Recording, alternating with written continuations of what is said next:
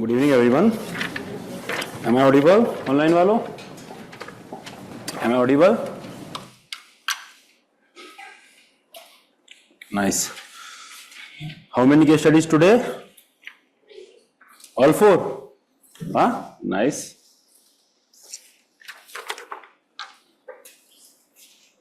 Nice.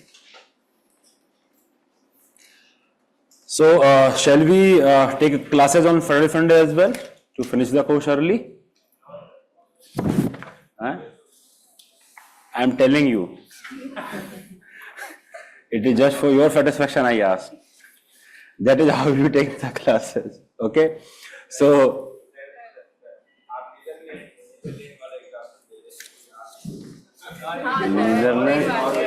you already had 4 days of leave.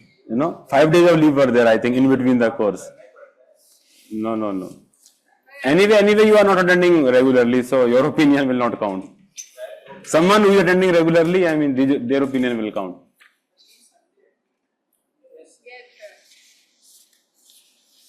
We will have continuous classes, I think. Okay, so that, I mean, we can, already we had 4 days of gap. I think this course would have been over by now, had it not been for the so many holidays. Okay, so we'll have classes. So today's theme was NGOs. Yes, NGOs, both the aspect of NGOs, that is how they should be regulated, how to balance the autonomy versus their regulation, and also how they should conduct their affairs. So both the case studies deal with these two aspects of the NGOs, where mostly we are discussing these case studies. Another topic is RTI. So we have given some case studies on them also, and both of them are, I think, PYQs only. 3 of them are PYQs, and the Saksham is not one. Okay. So these are the 4 case studies. So let us just now begin with the topic that we left earlier. That is right to information. We left this topic, right? While we cannot apply Norwegian rules in India, yes? Indian rules will be applicable in India. Okay. Sir, will you take test 6 discussion? I will take that. So let us just first discuss RTI, because it is important in a way that a question can be asked on this. So before we discuss that, there is another important key term in your syllabus, and that is transparency. Okay, so what do we understand by transparency? It is the increased flow of timely and reliable information. Increased flow of the information, so that you can hold the authority accountable. The information, if it is available to you, then you can hold the government accountable for that. So let us just see. I mean, you would have seen this sort of painting on different walls, that this particular road was constructed by the MLA or MP, or using MLA funds or MP funds. Yes, so you would have seen that. So let us just see. Usually the information is like that this road, which is of, let's say, 6 kilometers, connects A and B, let's say village A and village B, is constructed using MLA funds, of, let's say, 4 crores. Okay, and is constructed by ABC Private Limited. So you see, what are the type of information that has been given there? I mean, anyone can verify that that road, the length of the road is 6 kilometers. Anyone can verify that. It is there for everyone's scrutiny, and everyone can verify that it is connecting A and B. Anyone can verify that, I mean, the usual cost will be around 4 crore only. That is what we can assess. For example, usually that is what it requires to construct that much amount of kilometer. And then we can also see that how this company has been selected, what is the track record of this company, whether this company has any related party transaction with the MLA or not. For example, it may be the company of his son, maybe the company of his daughter. And if it is the case, then it reeks of potential corruption. It may or may not be corruption or potential corruption. So basically, when you have this information, you can hold such project, you can hold the authorities more accountable. Suppose you don't know the length of the road that is there. Suppose you don't know what is the intended outcome that is there, that is to connect A and B. Suppose you don't know the source of funds, suppose you don't know, that this is done by this particular firm, then it will be very, very difficult for you to hold authorities accountable.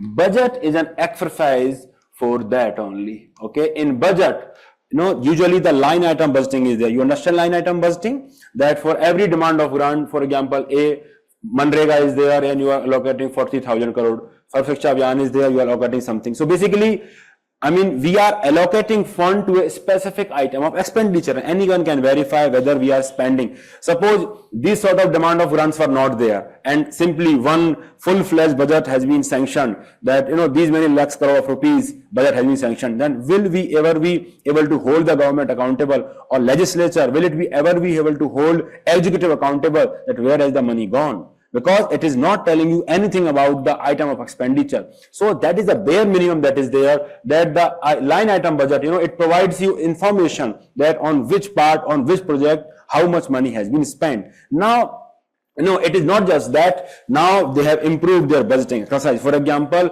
the outcome budgeting is there. You understand outcome budgeting? Whatever you are spending, whether or not you are achieving their objectives or not. For example, let us talk about construction of toilet, construction of schools.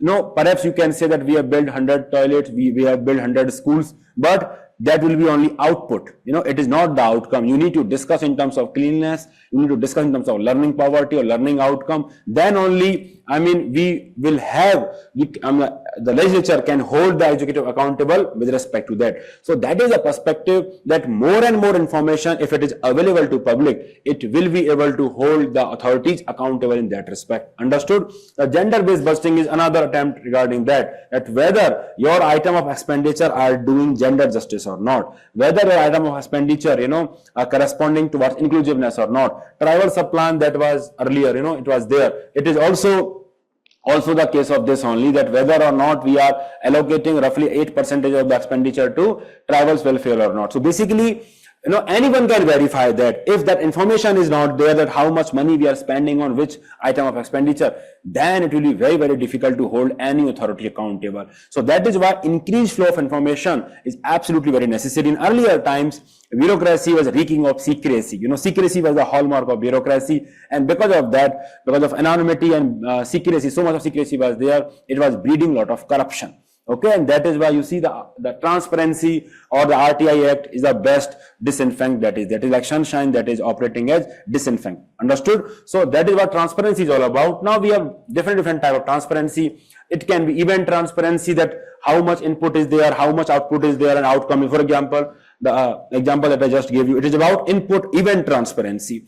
UPSC also gives you event transparency, that what is your answer key for prelims looks like, what is your cutoff marks that is there or not, what is your marks that are there in terms of mark sheet, and then ultimate outcome of your result is also there in terms of the holy PDF. So basically the input, output, outcome UPSC is telling you. What UPSC is not giving you is process transparency, that what is happening between input and output, what is happening when you are writing mains and when you are getting the marks, how exactly your copies are evaluated, what is the scaling formula that is there, So because of that, lot of subjectivity is there. Because of that, lot of distrust is also there among the aspirant, that how and why a particular subject is getting lot many marks as compared to other. So process transparency is equally important, and that is why it is important for government to disclose that how exactly government is selecting one particular bidder, why exactly ABC Private Limited is constructing that particular project, So that modality, that SOP, it has to be part of the entire expenditure. Then the real-time transparency. UPSC does not believe in real-time transparency.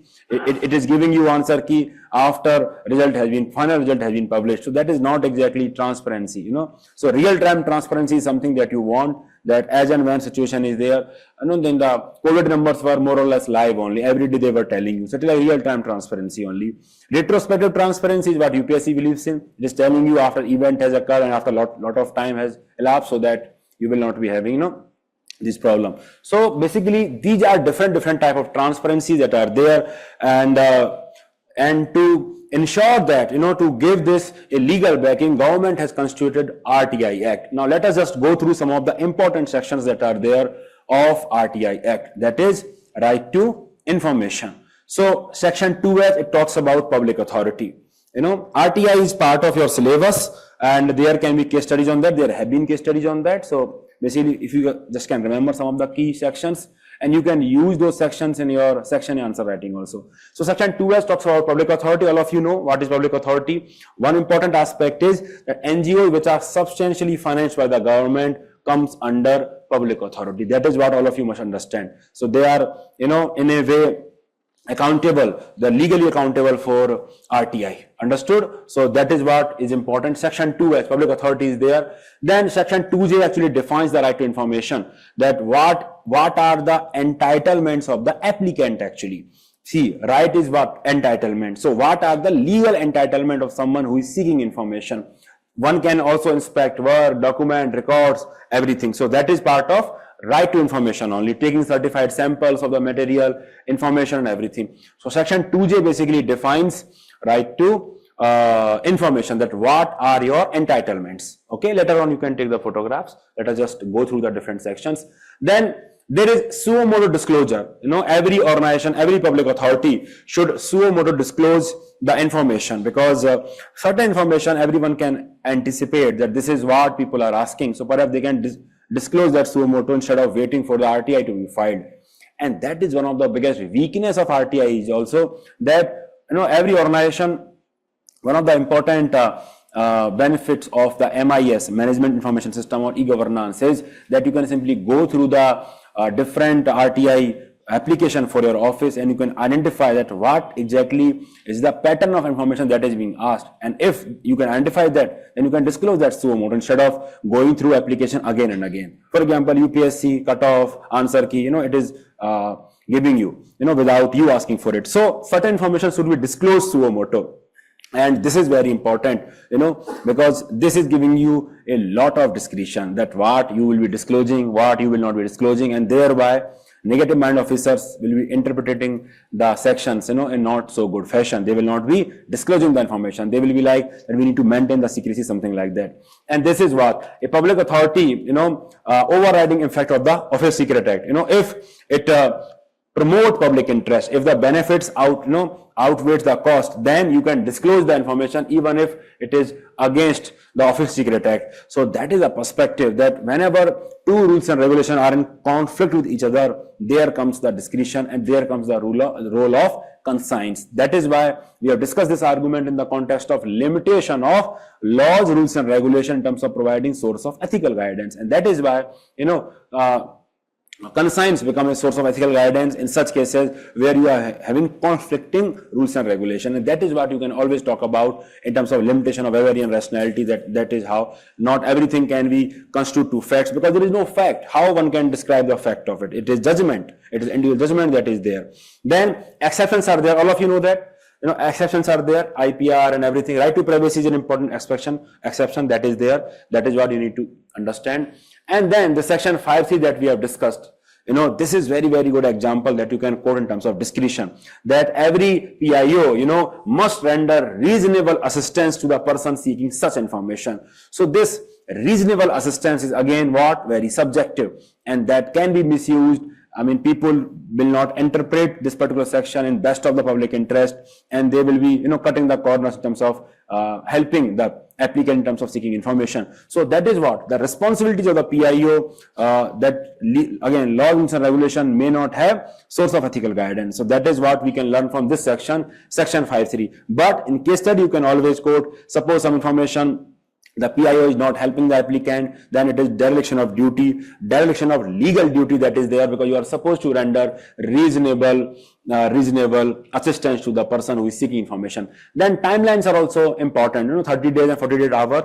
30 days usually it is there, but if life liberty is threatened, then 48 hours are there. So timelines are there in terms of entitlement, and if you don't receive a decision within the time frame, or you are not really satisfied, then you can appeal as per section 19. You can appeal within the 30 days, within the authority that is there. Understand? So to such an officer who is senior in the rank to the public PIO that is there. Okay, so you can appeal to the internal appeal authority, and that is why if you have ever filed the RTI, you will understand that when they are giving you the information, at the last line of paragraph usually state that if you are not satisfied with the information, you can always appeal against this particular against this particular reply to this particular person who is first appellate authority as per section 19. So section 19 basically talks about the appellate authority, and after that still if you are not satisfied you can always go to CIC and SIC under section 19.3. So basically it is providing you a dedicated mechanism for grievance redressal if you are not really satisfied with that, and they also have certain time limit in terms of disposal or of your application, not just in terms of 30 days but even after that when you are not satisfied with the information that you have got, still you can appeal. So that also have a total of 45 days, something like that. So they also have time limits in terms of reply, both the appellate authority. Another important part is that PIO will have penalty under section 20. PIO will have penalty, and penalty for what?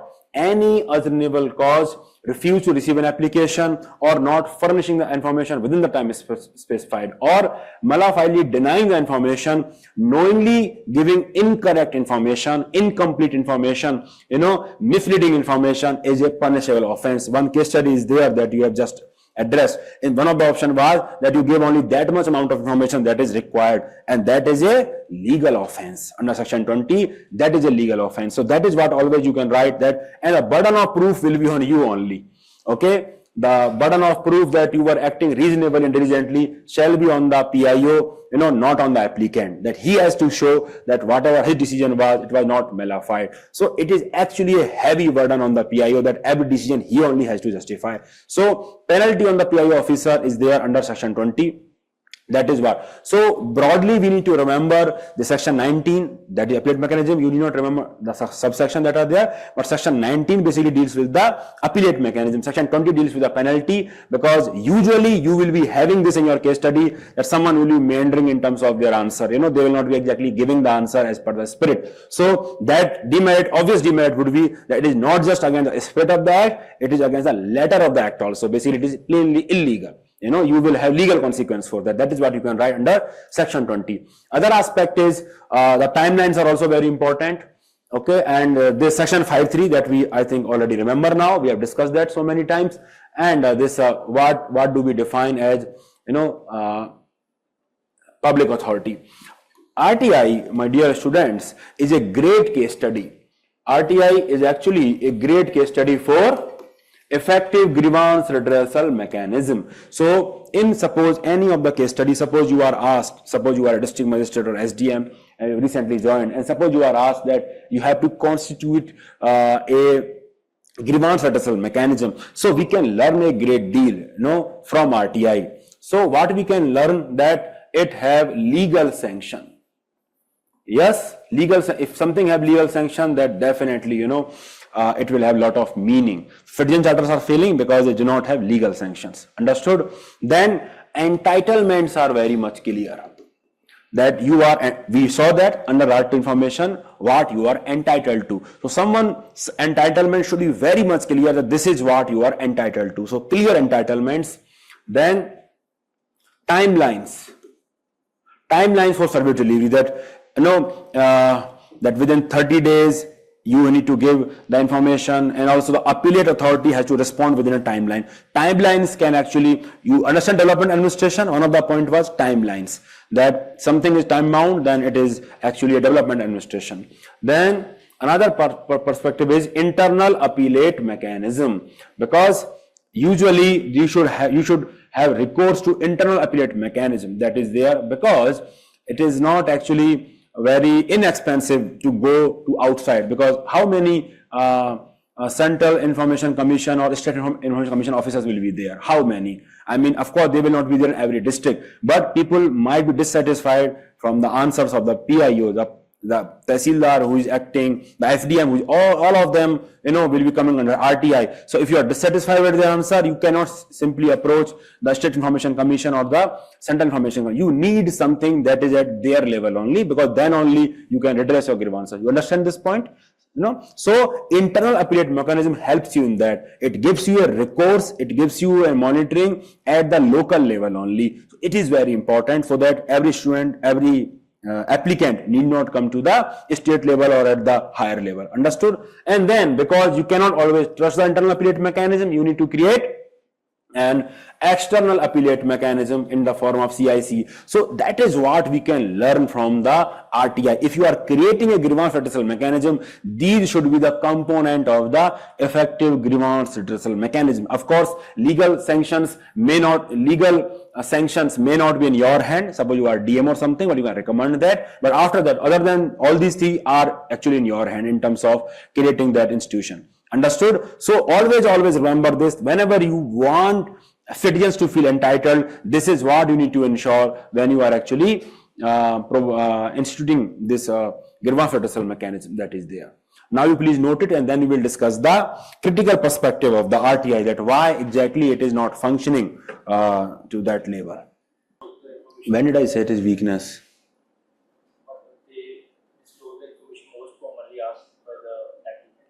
So it is not a weakness, it is strength only. When did I say it is a weakness? Did I say that? Did I say it is a weakness?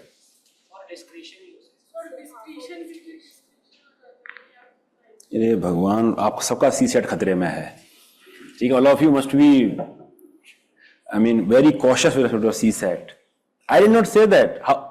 अच्छा, जब मैं बोल रहा था कि the RTI applications should be, studied, and the pattern of information that is being asked from the office, it should be studied so that it can be disclosed through a motto. So what is it? Is it a weakness or strength? Did I discuss this or not? So अभी तो strength है, पर अपन को तो अपने हिसाब से ही pick and choose करना है. So it is strength actually. What I was telling you, that since it provides a lot of discretion to the officer, it can be misused by the negative minded officer. That is what I am telling you. And that is why a lot of information is not so much to disclose. For example, many of you are seeking your answer script from the UPSC, but UPSC is not disclosing it. But certain other state public service commission, they disclose the answer script suo moto.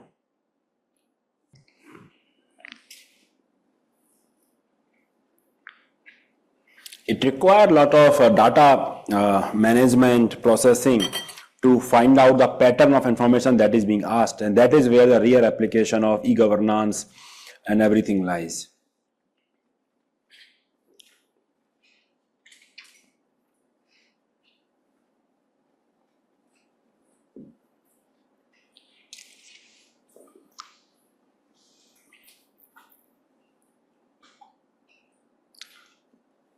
How can I anticipate what you are misunderstanding? Any hack for that? How can I anticipate? He missed the clarification.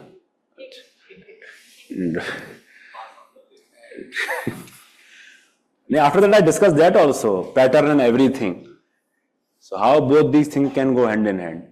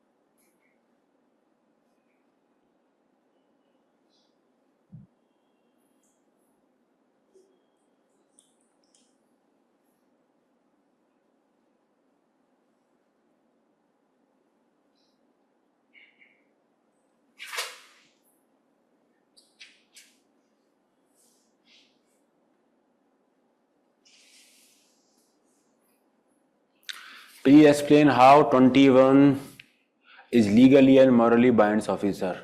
Please read it. And then if you have any doubt, I will discuss.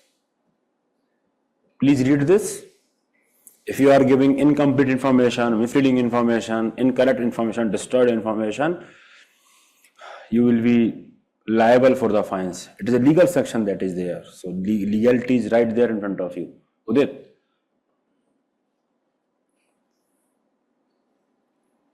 Understood? Okay.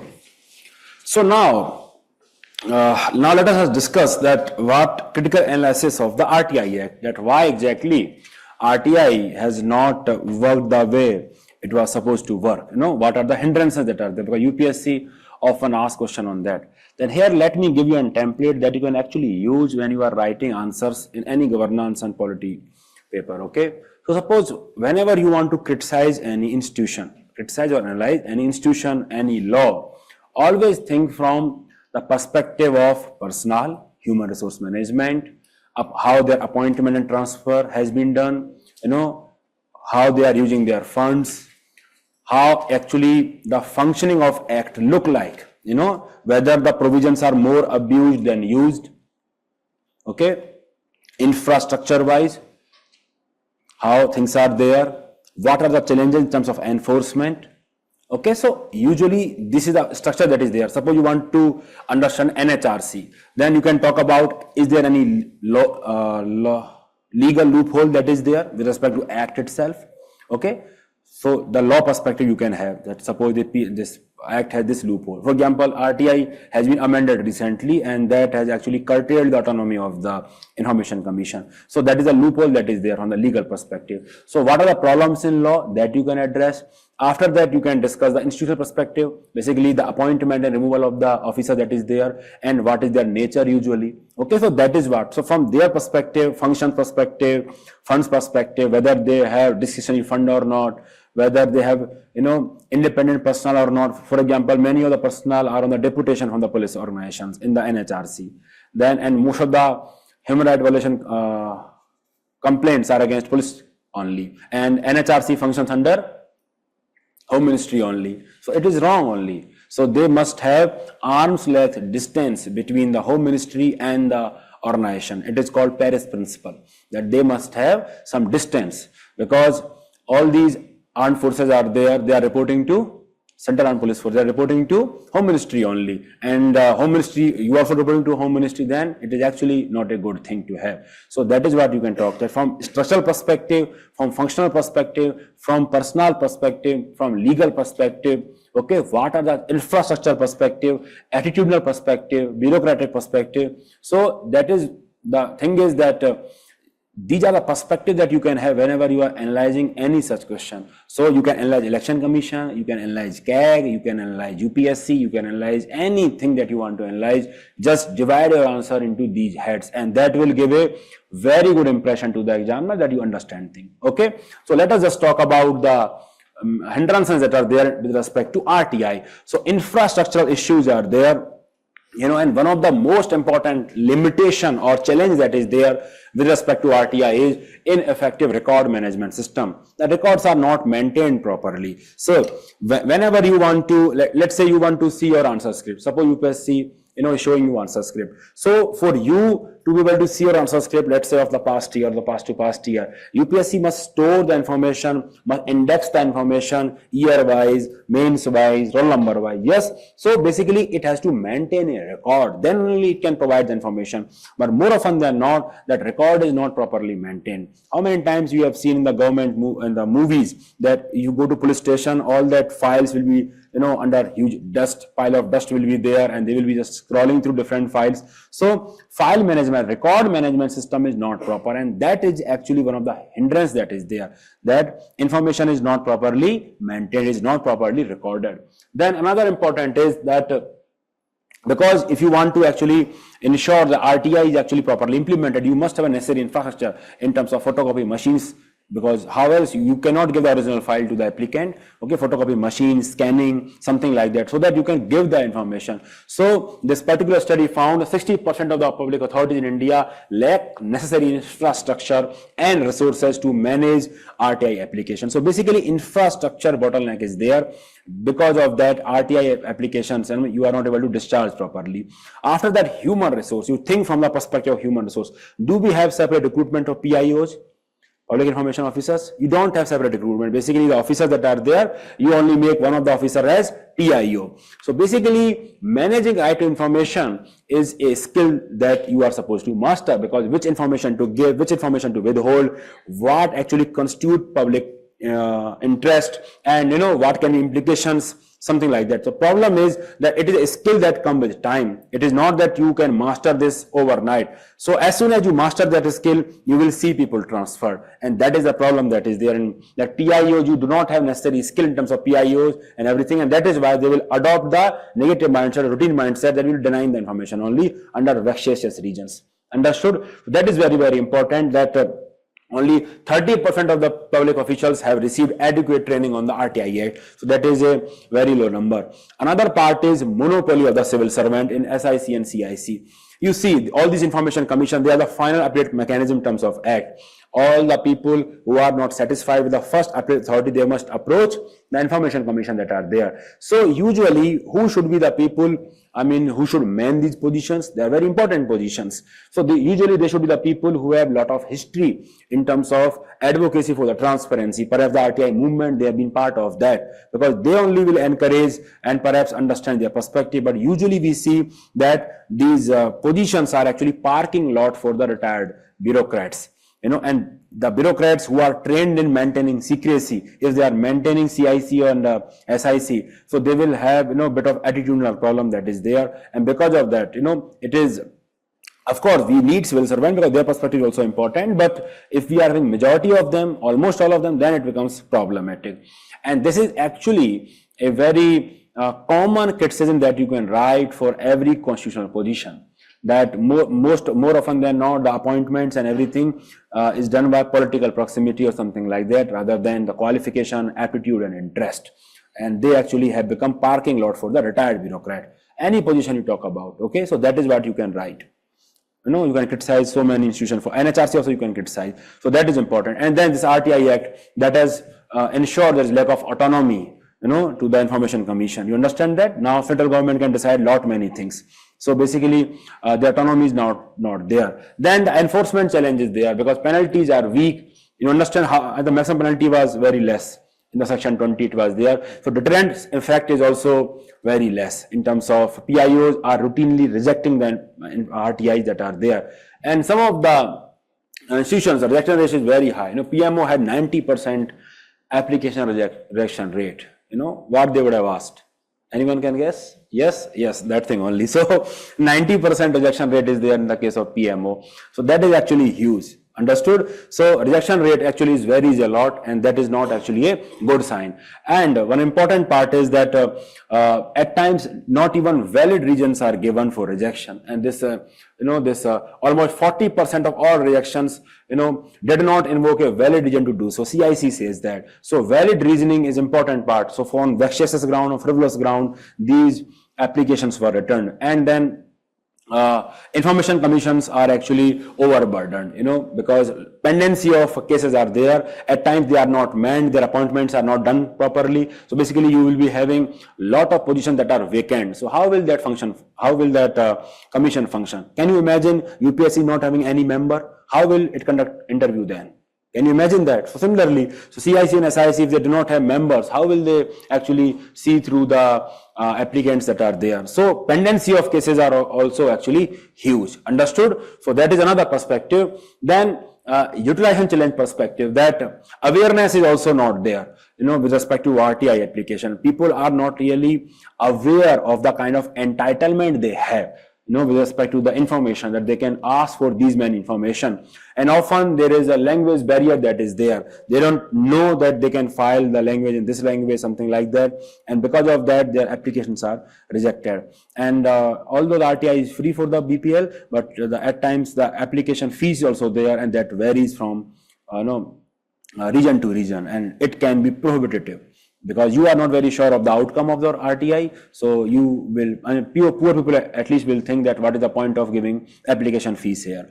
And then this part, lack of proper analysis of applications, hinders the suo motu disclosure. Okay, I would have been saved here in case we did not have we couldn't discuss that doubt of yours. That lack of proper analysis, you understand this point now? Lack of proper analysis of RTI applications, it hinders suo motu disclosure. You understand this? if you analyze that, you will understand what is usually asked. So you can actually prevent those many applications just by disclosing that information suo moto. So usually that analysis is not there, and it requires a lot of dedication to public service, going beyond what you are required to do at the bare minimum. And then many people are misusing RTI Act. People are filing RTI Act against their own departmental colleague. I have this funny incident, in NABARD, in one of the regional office. A particular person had been shunted. He had been shunted, and he has been, he's on the very high salary structure. It is 2 lakh or 3 lakh per month he's getting, and what he's doing, he's managing library. And he's managing library for so many years, because routinely he will file RTI against his own colleague. So they have shunted him to that you manage RTI now, or you manage library now, because then only you will not have information, you will not be privy to sensitive information. So many people actually misuse RTI. They actually blackmail the officers also. One of the case studies also there, so misusing of the RTI is also an important problem that is there, because when you are misusing the RTI, you are diverting organizational resource. Someone is working for your RTI, right? Someone is seeking information, someone is deciding on that. So you are taking that much amount of time from him, that much resources from him that could potentially be used in something good, for something good. So misuse of RTI is another very important thing,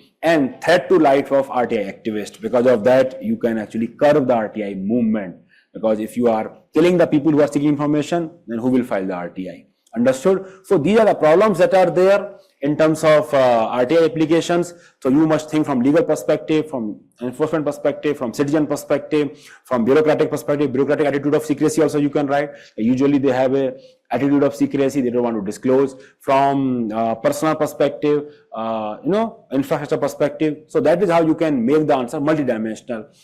Among that, you should focus more on attitudinal and value system. That bureaucratic values are more towards secrecy, and it has not really changed. And that is why the information is routinely denied. And then you can quote this, that rejection rate is very high, and you are not even giving the valid reason to deny the information. So that is what you can talk about when you are saying about bureaucratic attitude. Attitude is an important term in your syllabus, so you should use that. Understood? Work culture also you can invoke. That usually the work culture does not promote transparency, and that is why it does not promote effective record management system, and that is why RTI application is not there. So you can use the same point, and you can use the headings from your syllabus: work culture, attitude, understood, transparency, value promise, something like that. Now you can note it.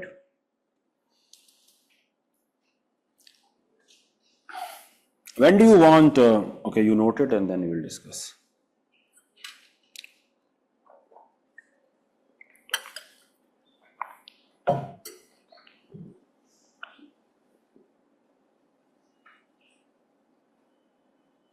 Done?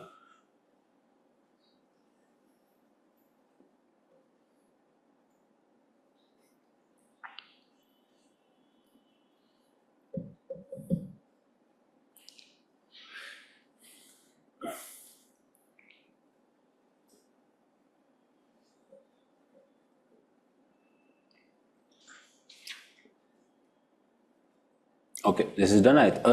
2 page only, na? Yes, 2 page only, it is done. Okay, so when do you want your tests? Full-length tests are there. There are 2 full-length tests that will be evaluated. So when do you want those tests? Because I think earlier it was on 7th December and 8th January, something like that. But I think now we have to extend that. So when do you want your test? बताइए भाई. एक को खत्म हो रहा है क्या? I don't think it is ending on 8th. It is ending on, I think, 3rd or 4th.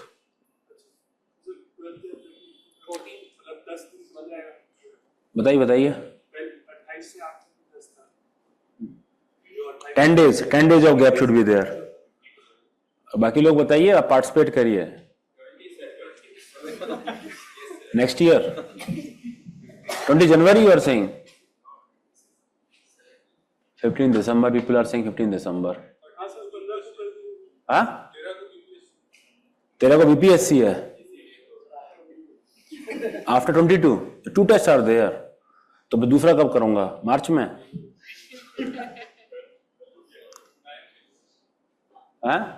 People who will actually be writing the test, please speak.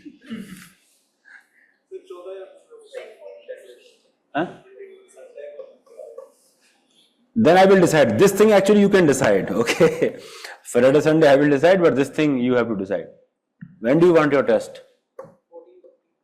7 days gap, 7 to 10 days gap after the last class, and then the first test. Okay, and then after that, second test would be after 1 month. Yes, sir, 1 month gap was there. At least 1 month. Earlier 1 month gap was there, like 8 December, 5 January. 1 month, huh? Same date, 8th January only. So 15th of December, around that date, and then 8th January, something like that. Okay, after that you want to switch to your prelims.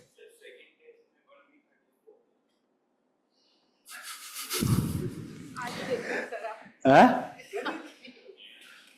Mohsin. 8th Jan.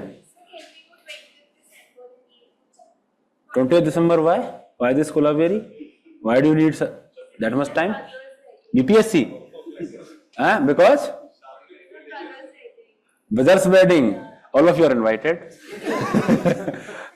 Where it is, tell them. It's Delhi only. Okay. All of you are invited at place, बताओ.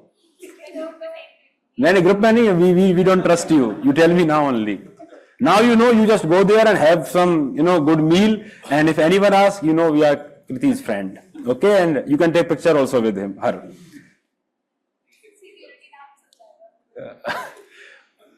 Everyone is fearing you. Okay, last slide of RTI.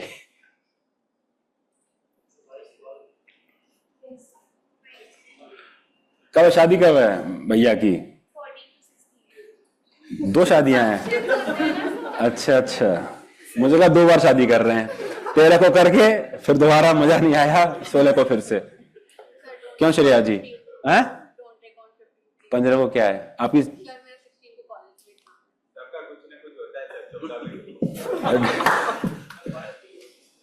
22 को क्या है? UBPCS है. मुझे ऐसा लग रहा है नेक्स्ट ईयर करते हैं इसको, प्रीलिम्स के बाद. प्रीलिम्स के बाद कर लें. नो. प्रज्ञा, यू टेल, क्या बोल रहे हैं? तुम्हारी शादी है नेक्स्ट ईयर. तुमसे कौन कर रहा है भाई? 4 अलाउड है तुम्हें. यूपीसी समझ रखा है क्या इसको कि 4 अलाउड 4 देंगे? ओके. 10 13 से 16 फंक्शन है ना तुम्हारे यहाँ. हाँ तो ठीक है.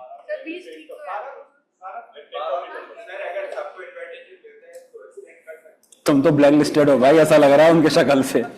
You are not invited in the wedding. Online वाले लाइक सर बंद करो ऐसा, हमें तो वैसे भी नहीं आना. नहीं, जो दिल्ली से आसपास के वो आ सकते हैं. कहाँ पे जगह तो बता दो, कौन सी साइड है? दिल्ली तो बहुत बड़ा है. She is not risking it. क्या पता आ ही जाए. whom you are fearing? Okay. Najafgarh है, it is in Najafgarh. ठीक है, मैं blame नहीं कर रहा भाई. Okay, so let us just discuss case study. I will announce the date. Okay, now have your perspective. Too much of democracy, Okay. Okay, PIO we are doing first. So this case study actually is talking about that what measures would you suggest to separate genuine and non-genuine applications, give merits and demerits of your suggestions. Okay, so you can start with ethical issues. In the introduction can be about ethical issues, or you can start with the large set of challenges. अरे महाराज, 2 ही slide हैं, दोनों slide कितनी बार दिखा दी आपको.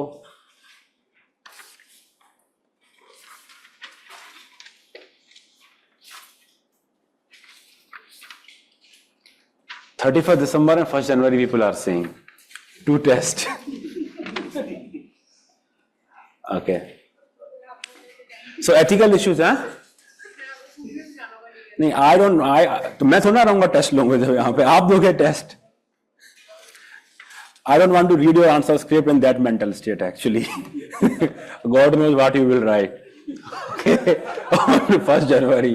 So I cannot risk that. So definitely not on 1st January. Okay.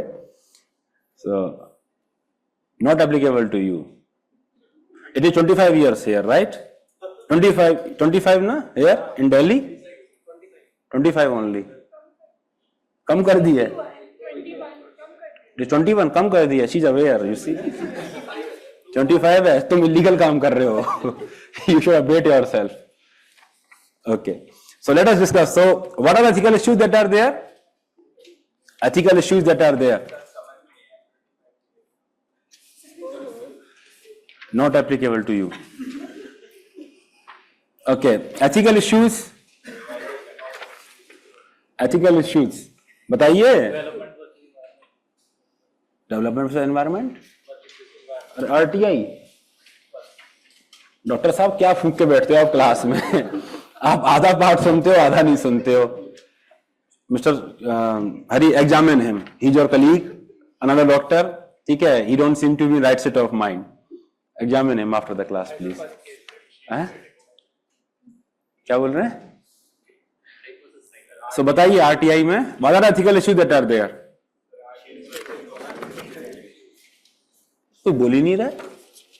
अरे rights without responsibility, people are misusing their rights. Yes, so that is a problem that is there and it will defeat the purpose of the act. It will defeat the purpose.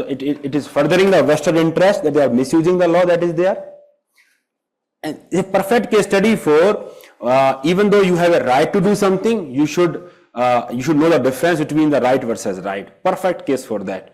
That if you just want to bombard the administration with so many RTA application, now that is actually wrong. Okay, right versus right case study. Then it may have spillover on the other RTA applicants. Yes. And they might be denied because you are overburdening the system. System can manage only that much RTA applications. So the information might be denied to them because it is overburdened. So that is what you can write. So these are some of the issues. This is from a utilitarian perspective, intentional perspective, misusing right perspective. So all these things can be part of your introduction. Not all these things. I mean some part of that. That this case study involves the ethical issues of this is this. And so what are the options that you have created in this case? बताइए. Who will answer this question? What are the options that you have created?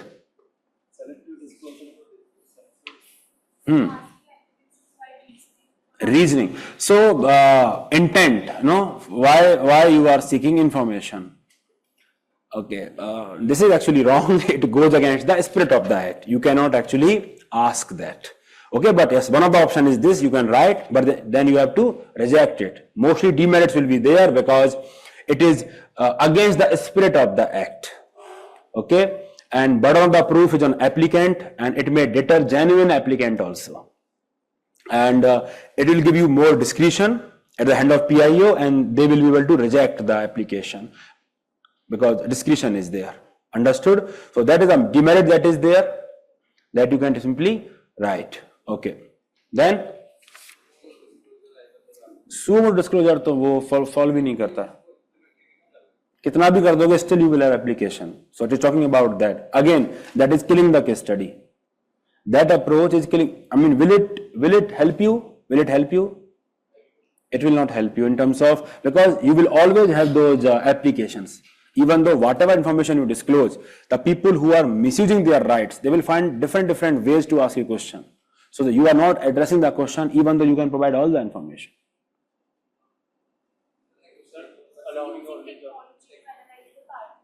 Using technology to pattern. See, it can help you. Ultimately, someone has to take decision. You cannot say the AI ने वो decision लिया है, because you cannot prosecute AI as per RTI Act. PIO will be prosecuted, not AI. So what is that? The decision making will be with whom? Giving more weight to concerned party who is filing the application rather than third party. The concern. Okay, so what he is saying, Dr. Saab is saying that you can ask that people who are impacted, they can only file the RTI. So basically, locus standi argument.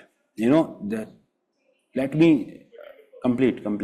So locus standi argument basically is saying that the people who do not have any locus standi, they should not file the RTI. So that is again very, very, very much against the RTI Act, because you are killing the entire movement. Because many vulnerable people, sections of the society, they are not filing RTI themselves. Someone else, some NGO, Arvind Kejriwal perhaps, all these people have been filing RTI on their behalf. So you cannot kill the entire movement for that. So it will actually hinder the RTI activism that is there. Okay, but you were Ishika, yes.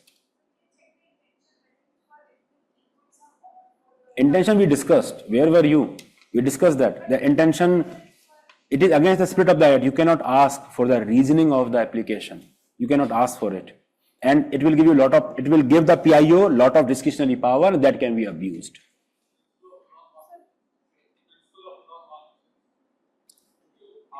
That is principle only. How actually you will implement it.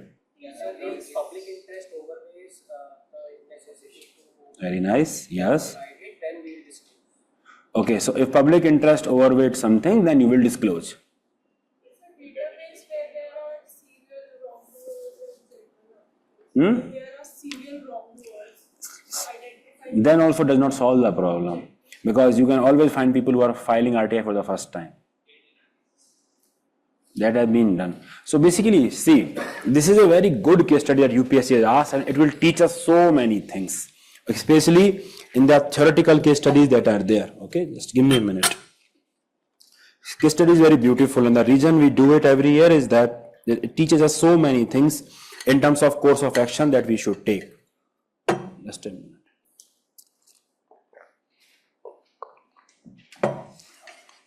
So, see, now we have to have human interface here. Okay, technology can only help you. Yes, you can write technology, we will do AI, everything, but ultimately AI will not take the decision, will it? I mean, you cannot prosecute AI. The section RTI has not empowered any technology to take decision on itself. It can help you in doing so many things. Ultimately, someone has to take decision. So one of the biggest problem that is there is that we have to involve human element.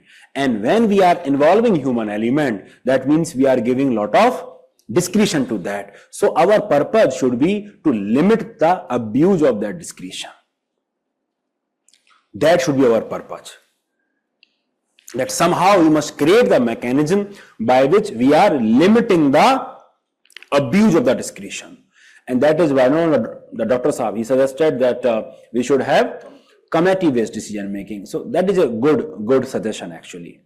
Okay, and he said that he used a very good line that if public interest outweighs, then we can perhaps disclose the information. Now let us make it a bit more spicy in the context of law, that how the legal jargons are written, because you see reasonable restrictions, reasonable assistance, that is how also you need to qualify your statement. Now let us see what second ARC has recommended. Okay, let us read those lines that PIO may refuse a request for the information if the request is manifestly frivolous. Manifestly frivolous. So it is using a very extreme subjective word, manifestly frivolous. That is what you can write. And also it can refuse the information if the request would substantially, unreasonably divert the resources of the decision-making body. So see, substantially financed NGOs, substantially and unreasonably diverge on the resources.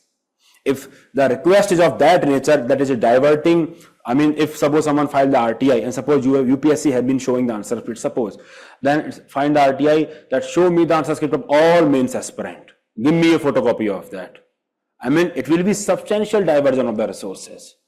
Because you see how much time it will take to process and do and everything. So basically, substantial and unreasonable diversion. So we need to make these terms very subjective in nature when we are actually writing. That is what we can learn from this language of this text. That whenever we are, see, this is very difficult question because we have to create such mechanism. Then we have to play by the words only. That is what you can learn. But in this case also, again, we are giving lot of discretion to the PIO. That PIO is rejecting the information, rejecting the application. That what he can do. Now you see the checks and balances that the second ARC has created. Provided that such a refusal shall be communicated within 15 days of the receipt and with the prior approval of the appellate authority. So it is not a single member who is making the decision. The appellate authority, the departmental appellate authority is party to the decision. Because otherwise, that is where the applicant would approach if he or she is not satisfied with the information. So the suggestion is making him party to a decision that now you are two people and you both of you decide. So you must take the approval of that, and that is with a view to reduce the absolute discretion at the hand of PIO. Understood? So that is with the view of that you need to reduce the discretion for the PIO. But then there is another catch that is there, that both of them can be in hand in glove, and that is why you created an external appellate authority. So that is why the third suggestion is, provided that all such refusals shall stand transferred to CIC and SIC as the case may be. And CIC shall dispose the case as if it is an appeal under section 19(3) of the RTI Act. So basically, all such refusals stand transfer. So basically, these two guys, the PIO and the first appellate authority, they will know that each of our action is being watched by the monitoring body, and that is an external body. So what we need to learn from these suggestions is A, the language, B, to create the mechanism that reduce the abuse of discretion that is there. And that is how we will be, giving a decision in this case. So more than a decision, examiner is looking for that perspective of whether you can anticipate the challenges that are there and everything. That is what. Okay, and of course you can talk about AI and everything, filtering, sooner disclosure, so that you can reduce. Ultimately, you have to write something like this. All those factors can actually reduce it, but ultimately they will not be answering the question. Yes or no? Because of course you will find other RTI applications that will just sift through the AI, and someone has to take decision ultimately. We cannot always delegate the decision making to AI. Understood or not? Understood? Please note it. This is, I think you want to note it?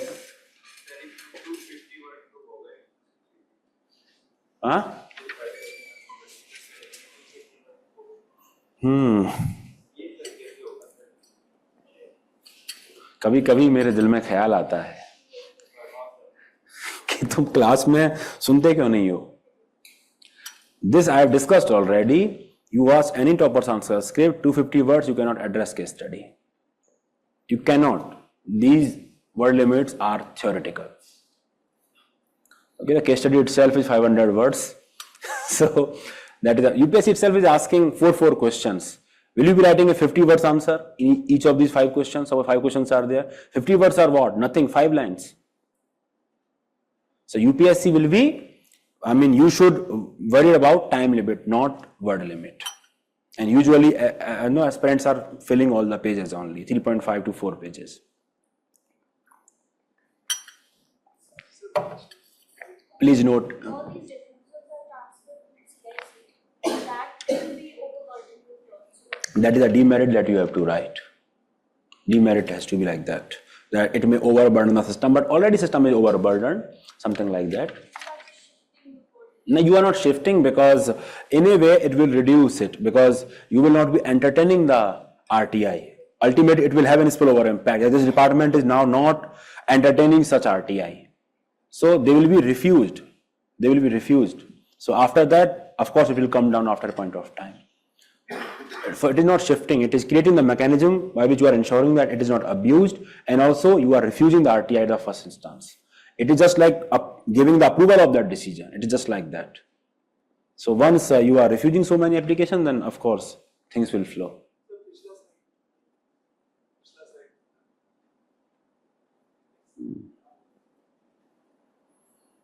How would you know the unreasonable diversion of the resources and Mala-fide vexatious request is there, so that is how you would know. The PIO will have the judgment and you will be curbing the discretion of the PIO. That is what you can write. And demerit, can you also write the collusion between CIC and internal affiliate? The collusion between external and internal affiliate gets That can also happen. in demerit. Collusion. Like Then the entire the entire RTI Act is doomed. So collusion can happen like that. Ultimately, collusion can happen with Supreme Court also. So where will you go?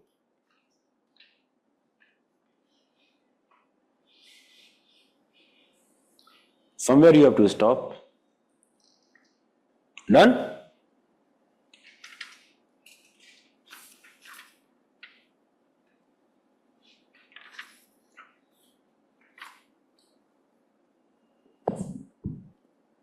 Later on, perhaps, once you have decided that, later on, Rose, Benoy. I mean, you can fine or something like that, perhaps, if it is like that, something like that. Of course, with the prior approval of the CIC and SIC, legal backing should be there for that, and that is not under this case. Okay, the next question. So, what are the merits and demerits of accepting the company's proposal? Yeah, this is an obvious question that is there. Merits are finances, yes, infrastructure, improved infrastructure, their expertise, corporate in terms of management, because that is also technical know-how is also very important, you know, the expertise in project management, construction, everything. Demerits?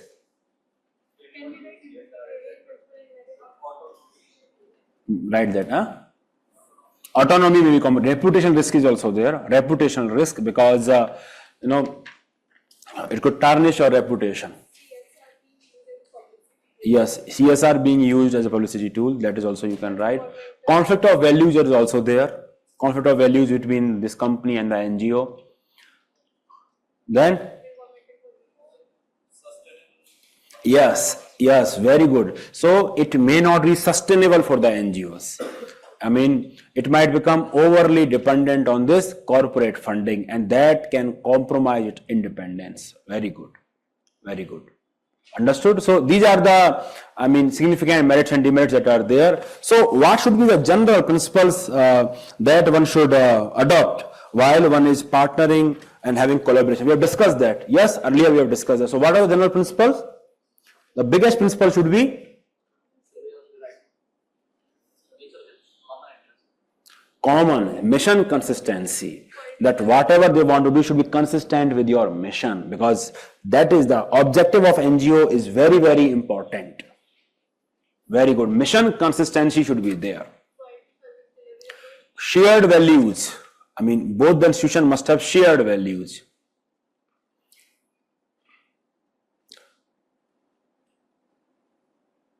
Transparency should be there in terms of funding and everything. There should be two-way flow of the information, of the ideas and everything. And it should not compromise on the independence of the NGO. That is very important, because NGO stand for voluntary sector. Independence and autonomy is very, very important. And also, the NGO need to see what is the main motive of this corporate organization, whether it is to, you know, seek some mileage out of it, or whether it wants to do it as a sense of duty. Because if it is seeking some mileage out of it, for example, it want to have some advantage over competitor that we are doing such charity, something like that, then ultimately it will always come, as a hindrance with your objective. Because if not now, later on. Okay, so that is what you need to see, that what is the true intent of this collaboration, whether it is doing the good thing for the sake of doing it as part of duty, or it wants to seek some mileage out of it in terms of competitiveness with respect to everything, because later on it will come as a hindrance to the NGO functioning. Okay, so that is what you can write. So you can note that also if you wish. These are merits and demerits that are there.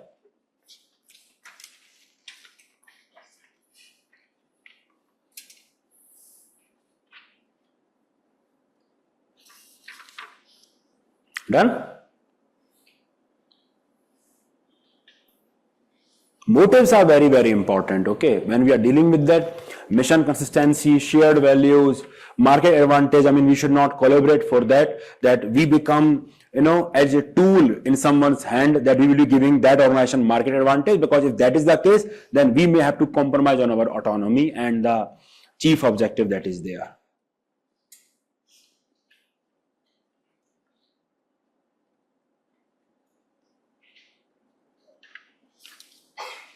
Done?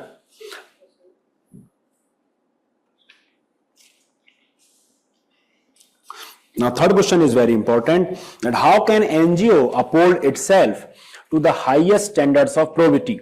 Now, what are the things that we must address when we are making these principles? What are we supposed to address here with respect to NGO functioning? Yes? Transparency with respect to what? Funds. How they are being utilized. So, say the entire line. Awareness? Fairness. मैं आपको बताता हूँ. Transparency, accountability, fairness, participation, inclusiveness. मजा आ गया? तो ये Shreya, you are innocent. Okay? That is not how you should speak. That is what I am telling you. You must relate those keywords to the answer. Because these keywords only you will be writing. So if you tell those keywords to me, it will not make me understand why you are using them. So when she was saying transparency, I mean, I do not know towards what end she is telling me. Only when she told me transparency with respect to the end use of the raised fund, then this statement makes some sense to me. Okay. That is never the case because it is an NGO. Then what are the things that you want to address? Let us talk about that and then we will address that one by one. So what are the things in NGO functioning? What is it that you are addressing? Objective, that you should always align with the objective. Very good. Then yes, compliance with the regulations. Yes, it is there. Then source of fund. Very good. How you will be raising the funds and how you will be using them ultimately. Brilliant. Functioning with respect to what? Autonomy. No, autonomy of the functioning should be maintained. Then public trust. Very good.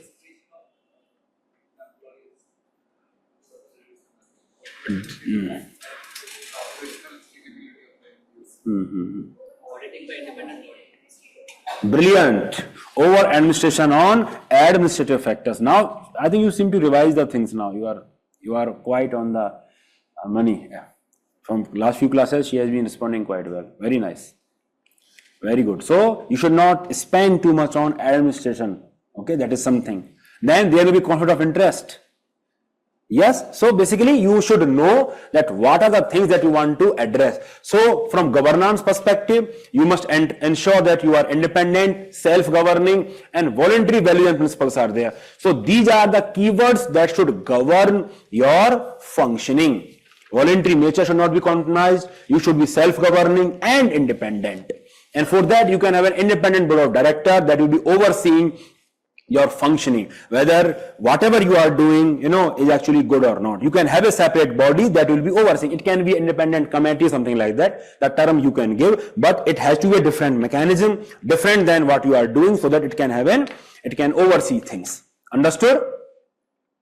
Independent board of director that is there. And then conflict of interest. That should always be part of governance mechanism, whatever you are doing, because one will always have that a written policy should be there to disclose actual and potential conflict of interest. That is there in SEBI also and everything. So conflict of interest should be disclosed. Detailed code of conduct and everything, and compliance with the government regulations. You should not cut corners with respect to that. So this is what? A case study of the Transparency International, that they publish detailed financial report, strict code of conduct and maintain an independent board of director. So because this organization publishes corruption perception index, so it must hold itself to the highest standard of probity. So that is why it is having an independent board of director. You can use this example as a template in terms of NGO functionings. Now what it can do to ensure transparency and accountability? It is to maintain an annual report and publish that. financial information, that what is the source of fund, how you are using the fund, which percentage of the fund is actually used for programs and which percentage used for the administration. How many of you wrote administration perspective? Very good. आपने नहीं लिखा? Administration, the word is important. Okay, fund utilization is a broader term. It can be, and the use of contribution, when you are raising the funds, where actually you are using it, and then you are getting audited. After a certain point of time, you should get yourself audited. And most importantly, you should have this participatory. How many of you had this participatory approach with respect to bank? Brilliant. Because ultimately you have to address the clients that you are addressing. For whomsoever you are existing, whomsoever your clients are, you should have the participatory approach with respect to that whatever you are doing, basically, they are able to influence what you are doing. Understood? So, involve beneficiaries and community members in terms of decision making. That is very, very important. Participatory approaches should be there. Done? So basically, whenever you are writing such question that what should the NGO do, what should the district administration do, one should have broader perspective. Okay, that this is from ethical governance perspective, governance management perspective, this is from transparency perspective, this is from the client perspective. From every perspective we are adding something. So one should have a broader vision when one is writing answer. Then only one will be able to write a multi-dimensional answer and not actually write something again and again. Understood or not? Understood? So please note it. This part you already noted? This part? No, previous part also.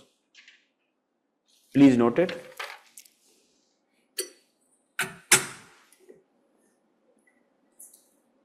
Work culture technology, you can definitely write. Yes, you can write that, Suhani. That will be a very good point. Yes. Work culture technology, you can definitely write.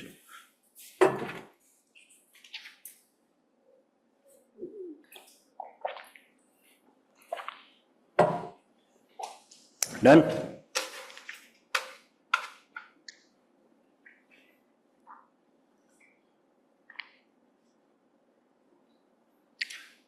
Background check of the staff and everything. Sure, it will be too much actually. Too much regulation. You need to ensure the voluntary nature. If you are performing background check of the staff of the NGO, it will be like extension of the government department only. Okay, that is a difference that is there between government department and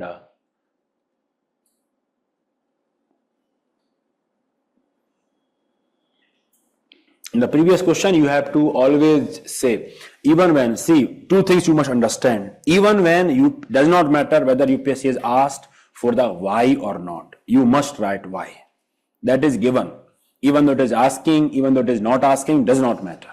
Okay, because if it is your recommendation, you must tell the UPSC why you are following that course of action.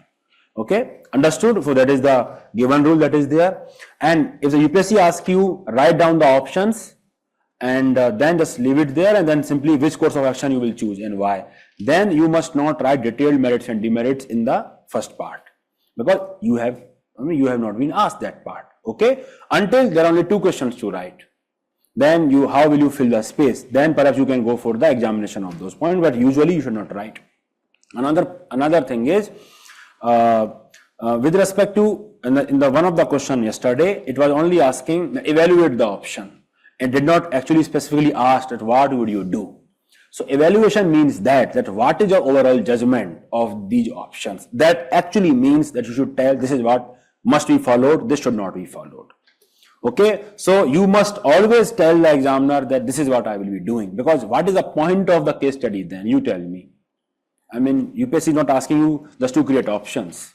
Understood? And also, some people have this doubt that one should not generate negative options, unethical options. Okay, this case study, one of the case study RTI, lot many negative options are there. That can't proceed on leave, matter to be dealt.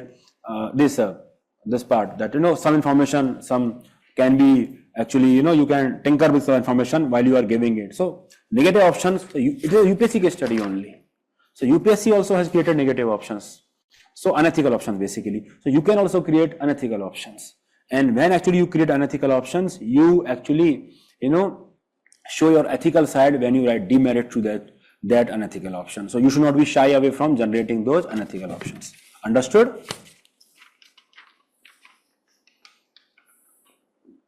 Always have a broader perspective. Don't go into detail with respect to one part only again and again. Just make it a broader answer. And I'm telling you, you will reap a lot of dividend for that in terms of answer writing. Just see the broader perspective is there.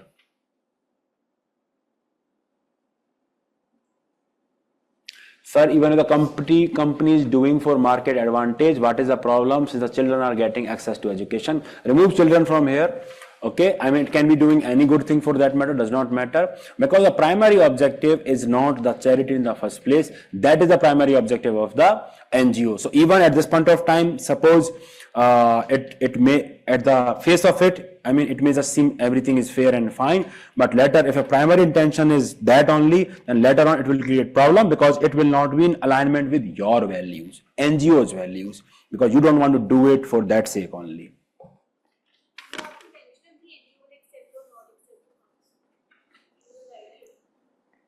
You can write here. I think the question is that, I mean, on what principle you will make that decision. So there you can write, on this principle I will make that decision, and perhaps it will be better to explore other venues, something like that, whatever you want to write. Done? Saraswati. Okay. See, this entire context is basically useless. Yes, the question is very simple, that what should the government do to ensure that, NGOs are not misused, and also to ensure that a voluntary nature is maintained. So basically UPSC is again asking that how we should maintain the balance between regulation and autonomy. Understood? So I think in another context I have discussed that how we can do it in the context of government organization. Let us leave NGO for a while. I want to discuss that thing.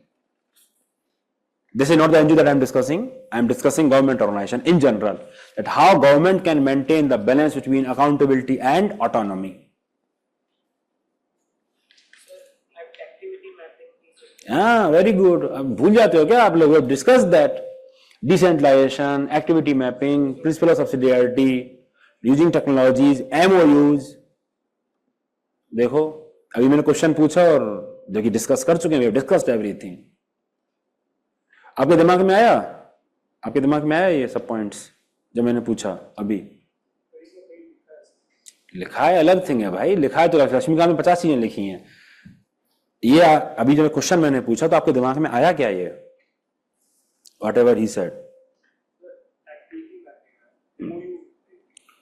Doctor साहब, आपके दिमाग में आया था? Very nice. दिमाग में आया तो अच्छी बात है, because it should come now. Because that is how you need to see that things are same only. UPSC will ask the same question in different context. Ultimately, you have to write that thing only. And for that, you must remember it.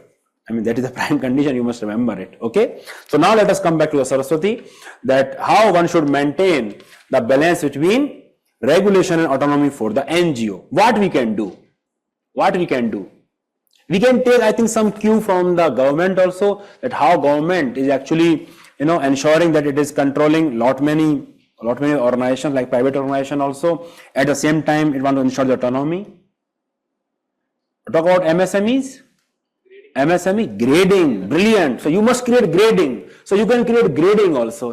You prescribe a threshold income of the voluntary sector. Above this income, you will have more regulations to comply with. And if you have less than this income, then of course, you can be this. And at the same time, you can say if any irregularity is detected, then you should be liable for punitive action. You should be liable for punitive action. So that is what you can write, prescribing a threshold income that is there. And then another thing is that how now we can maintain the balance between regulation and autonomy. And this is a brilliant suggestion that has been given by second ARC, that we can create a system of accreditation. There is some bodies there which is actually certifying. We have a lot of parameters, that suppose the NGO should publish audit report, for example, publish from where it is getting fund, how it is disbursing on its website. So these can be different parameters. If any NGO is complying with all the parameter, perhaps you can have A-rated NGOs. If any NGO is perhaps complying with 80% of the parameter, B-rated and C-rated and D-rated, something like that. So that rating will make it amply clear to the investor that which NGOs, it wants to go with. Okay, so it will create a mechanism, system of checks and balances for the NGO also to ensure that, an incentive also that if they want to get more funds, from the donors, then they should comply with the higher set of regulations. Understood? Just like BIS standard that is there. You need to comply with higher set of standards if you want more certification. So that is brilliant suggestion. And this body, it need not be a government body. It can be an independent body that can actually give this accreditation and certification with respect to whatever norms you have specified. So that is like you are creating incentive for the NGO. At the same time, you are ensuring their autonomy is maintained. Understood? And also then you can also simplify your laws. Other problems are you can simplify your laws. There can be a simple and a liberal central law, especially for the NGOs that are registered in different states, because it creates a lot of regulatory nightmare for the NGOs which are operating in multiple states. So you can have a more liberal law that is operating at central level. Okay, and also another problem was that the bureaucracy, it does not have a very good attitude with respect to NGO in terms of facilitation, that it is seeing the NGO as partner in governance rather than, just by seeing them as a beneficiary of the government grants. But they must be looked at as partner in governance, and for that you can have it in service training module, to have cooperative constructive relationship with the voluntary sector. Another problem was that bureaucratic red tapeism was there, the compliance and everything. So there you can have a time-bound procedures for dealing with the various aspects of registration, financial assistance and everything, and also a formal grievance redressal mechanism you can create. How many of you created grievance redressal mechanism? Brilliant. Okay, always create that, always, because that is how you empower someone else that see this is how we'll be doing it. Okay, and also what is the nature of relationship between government and these NGOs? One part is regulation, another part is funding. Government also provides a lot of funding to the NGOs because at times they are viewed as partner in the governance. So there you can have more decentralized funding pattern. And as of now, what is done is that a lot of funds are disbursed at a central level. So when you are dispersing the fund at central level, for the Ministry of Health dispersing fund, Ministry of Education, then it becomes difficult to monitor the NGO at the ground level. So what is perhaps needed that perhaps district magistrate can identify the NGO at district level, and it will be very easy for them to monitor also. So a decentralized funding pattern is always desired. This objective of decentralization you can always involve. Earlier also we discussed principle of subsidiarity. Here we can talk about in terms of funding pattern. So decentralization will always help. Okay, so decentralization of funding pattern and information on the government policy and program under which NGOs can seek. This is a facilitation.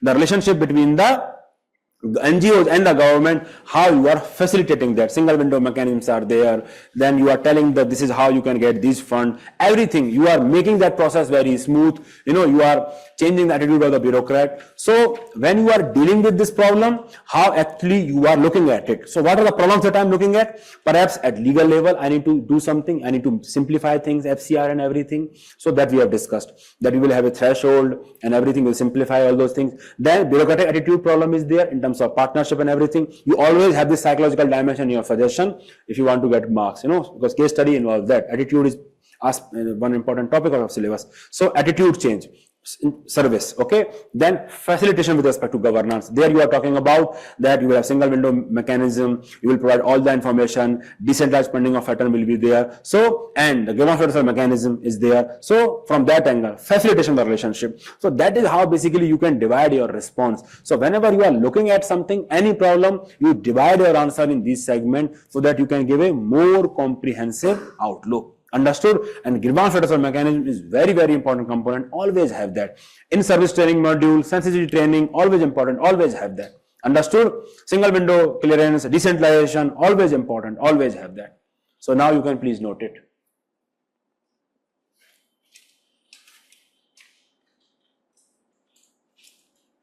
These are recommendations from second ARC only.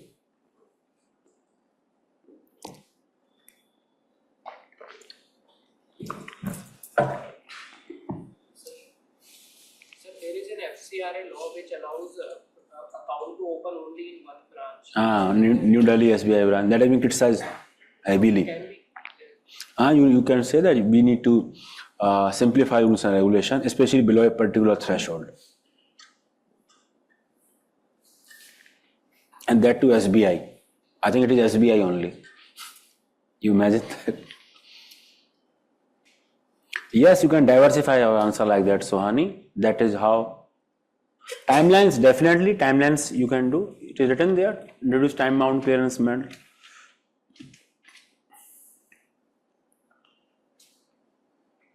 See, what is this?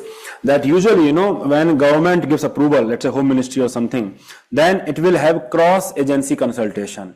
It will speak to, let's say the funds are coming from foreign countries, from there. So lot of inter-agency consultation is there. So when inter-agency consultation is there, every time it creates lot of bureaucratic red tape. Okay, lot of delay is there. So what the suggestion is that you should have some minimum amount of donation that over which only you would require interagency consultation. I mean, we should have some threshold. It is not a 1 rupee is coming and you are consulting everyone.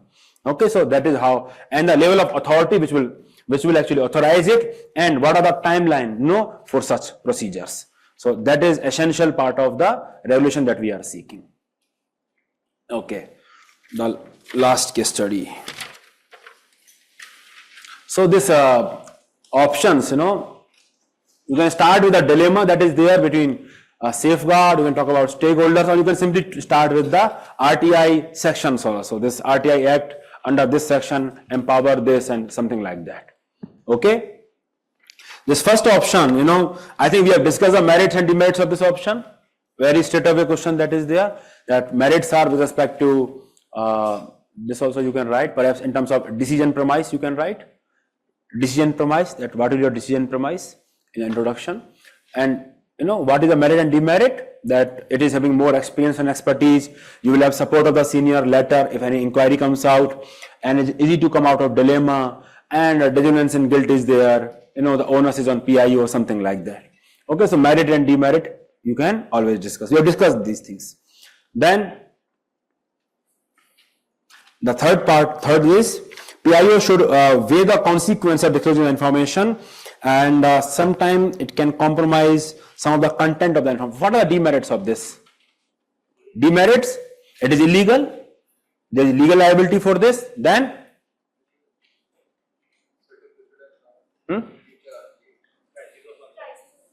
crisis of conscience, okay, then categorical imperative, then how many of you wrote integrity?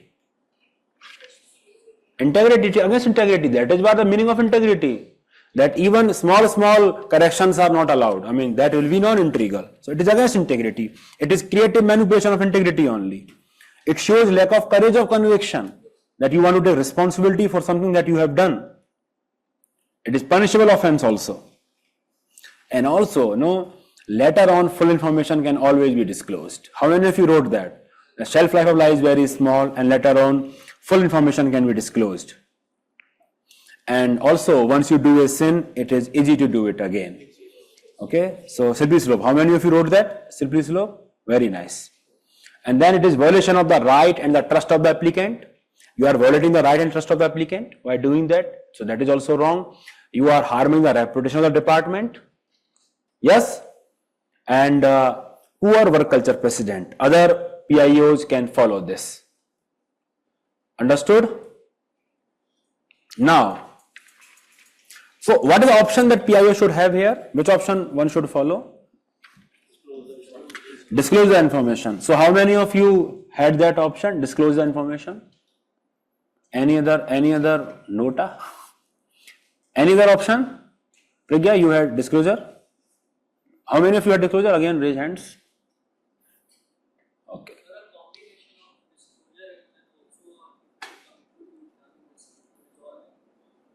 Anything else? Any other option? Any creative option that Dr. Saab? Any creative option? I expect creativity from you. Disclosure of information to है उसके बाद neutral committee to examine and To examine what? basically human error is sometimes. You should also prove that. Hashank, very good. You should also Brilliant. What is your name? Samiksha. Samiksha, na? Brilliant. A person should not be the judge in its own case. So usually we should not seek transfer, but in this case we can do that. Because even though you give the information, people will always think that you have hidden something. And that is something that will, you will never be able to, that level of trust you will never be able to give them till you are there. So you should recuse yourself from disclosing this. Okay, so the justice should not only be done, but should also seen to be done. A person should not be judged in its own case, and that is the minimum requirement that is there of principle of natural justice. Other PIO will be able to take decision in a more objective and impartial manner.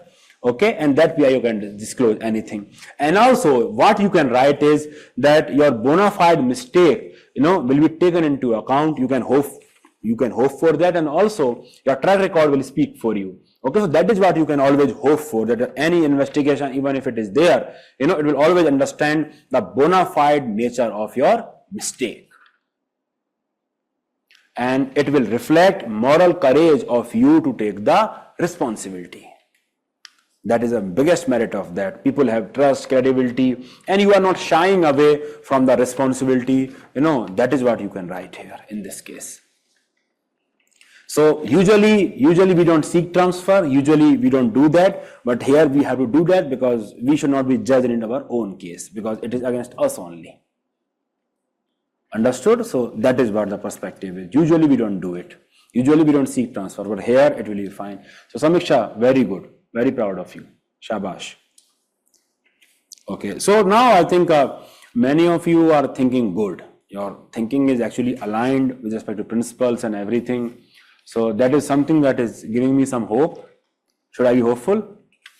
Should I be hopeful? Okay, hope is a good thing. Yeah, so please revise, okay? When you revise it again and again, you will see the pattern of decision making. You will see that this is how we need to address and anything. So is there anything else? The one girl who suggested with respect to the copies, where is she? She suggested and then she has not come today. So in the third question, sir, you could just elaborate on the structure that we can use to write. Third question of this. Yes, of resource system. Start with ethical issues. Introduction can be that because it has not been asked. Very simple introduction. Or RTI Act, for example. RTI Act, for example. The legal measures you can start with, and the measures, you can give some options, you can create some options, 1 or 2 options, and then you can reject them, and then you can create a third option that we have just discussed. That this is what perhaps we will do on this basis. We will filter them, and to reduce the abuse of the discretion, we have to create these checks and balances. You have to write this line to reduce the abuse of discretion, because that is the secondary level of justification that is there. Okay, that why you are doing what you are doing, that you should always have in mind whenever you are writing whatever you are writing. In the measures to separate the genuine and non-genuine applications. So measures are that only, that PIO will decide on these factors, and then to reduce the abuse, this is what we will do. So can we write it in the format that we write the measures, then the demerit, and then do it a couple more times, like 2, 3 to 4 measures? Initial few measures, yes, you can write it, because initial few measures are not very elaborate. It is like asking for the intention, merit, demerit. Second is asking locus standi argument, merit, demerit, and then the third part, which will be more elaborate because you are following that, and then the merit and perhaps 1 or 2 demerit you can write. So before the conclusion, there's just like a course of action in which the primary and secondary justification are given. Yes, And then the conclusion. yes. Why there is doubt? So I am not able to finish 4 pages in this question. So 3 pages is fine. 3 pages is fine. Introduction, conclusion, everything, because you did not write that elaborate mechanism. You did not write that elaborate issues. That is why. I'm not getting you, Suhani, here. Okay, understood? Any other problem that you are having? I will try to show you and discuss the answer script of Srivastav in coming days, and that we will do. Other than that, anything that you want me to address? We will be having a lot of case studies on environment now. Environment, law and order, disaster management, attitude change we have discussed. So thematic case study we will be doing. Okay. Anything else that you want me to address?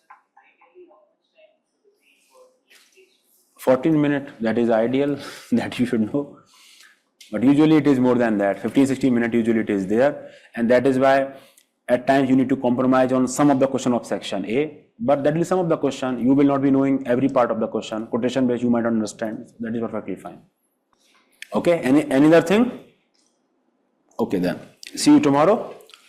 Bye-bye.